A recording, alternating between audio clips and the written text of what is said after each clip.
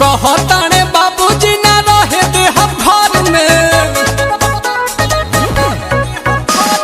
कहताने बाबूजी ना रहे दे हम घर में। 4 बेरी हो रहल आवेला दिन भर में। हो गईनी कंगाल हम तो माल के चक्कर में।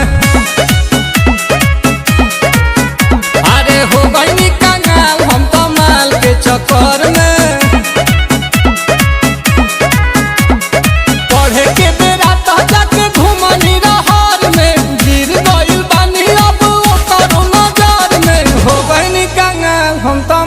के चक्कर में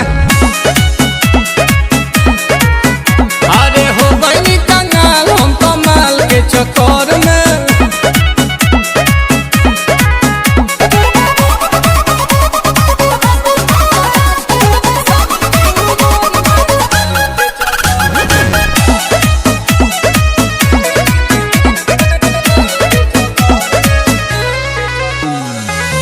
करेला पाप कोई पाकिट मरनी बाप के।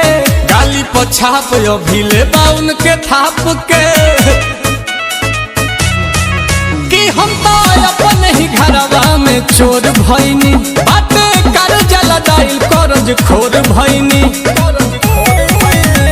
कि मन करे कूद जाई जाई के नहर में। मन करे कूद जाई जाई के नहर में। हो गईनी कंगाल हम तो माल के चक्कर में।